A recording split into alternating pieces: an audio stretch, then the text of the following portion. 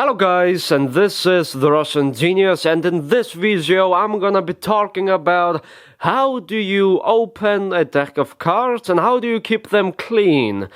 Now, honestly, I have gotten some comments asking how do you keep a deck of cards clean, and some people for some reason have commented, how do you open a deck of cards? And here is, the question for that. There is one small, cool trick to opening playing cards. You take your standard deck of playing cards, you open the cellophane, and if you did not know, then there is like this small pin of paper, and then you can, take it around like a pack of cigarettes, as you kids know, and then the cellophane sticks to your fingers because it's cellophane.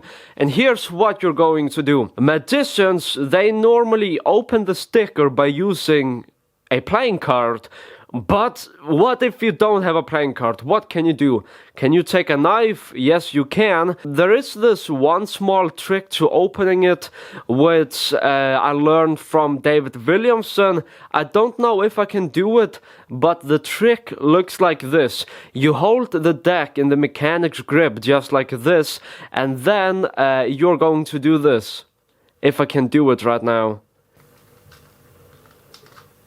Okay, the sticker is not on the deck. I don't know why. As you can see, the sticker just it's easy to take off the sticker.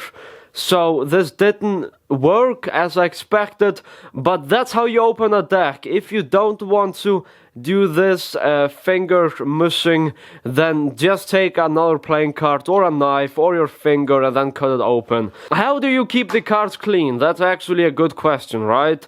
First of all, this deck feels awesome in the hands. And these are double backers. Also, there is a double facer with the queen and the joker, which we also don't need. And the rest of the cards, they are normal, except for they are marked. Yes, how do you keep the cards clean? Let's answer that.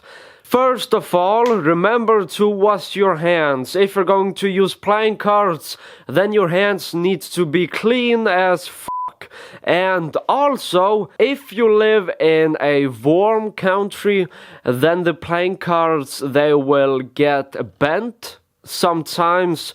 So some of the cards in the center of the deck, they might be bent like this, as you can see.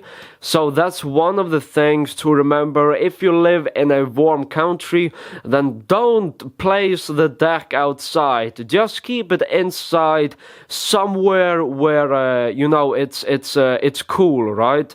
Like here where I live in an apartment because I'm a college student.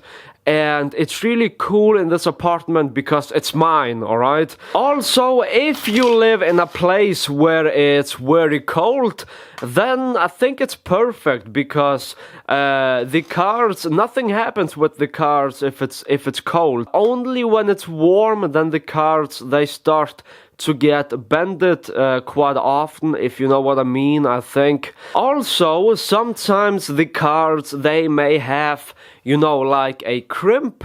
So, like this, for instance, sometimes a card in the deck, it has like this, a small annoying crimp, and that can be because you furrowed the cards incorrectly.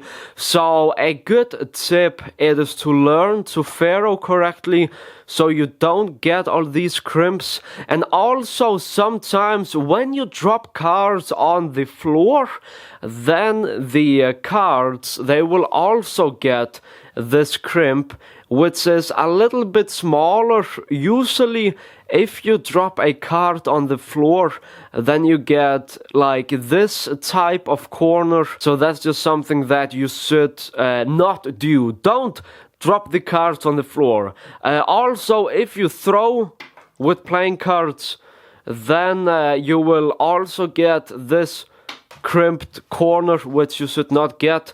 Let me try to get a crimped corner on this card.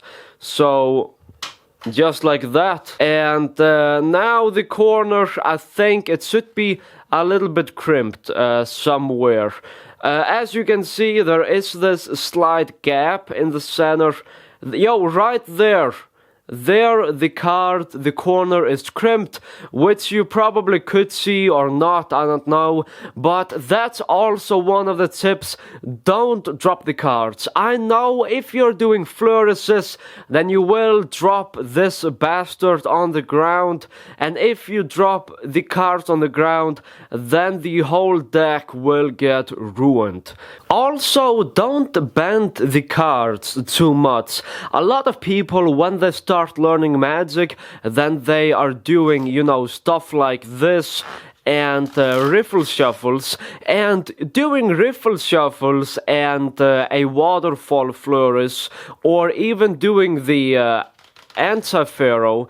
I mean, all this is fine because you are not bending the deck too much, but when doing flourishes like the Lepole spread, which looks something like this, then you're bending the deck sideways, as you can see, and this can have a small amount of damage on the cards. So I would recommend practicing on the Lepole spread with other playing cards before you move on to the newer decks. And the reason for that is because when you know how to do the Lepole spread perfectly, then the cards will not get damaged. But when you practice on flourishes that you don't know and you can't do, then you will usually bend it more than you should. For instance, when I do the spring, as you can see, I'm bending the deck not too much.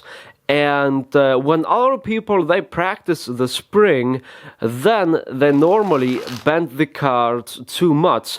The same with the anti-pharaoh. People, they usually start off practicing doing it by bending the deck way more than they should. Which is, I think, fine in the beginning, but that's just a small thing to remember. Let's take a look at this bastard. This looks okay, to be honest.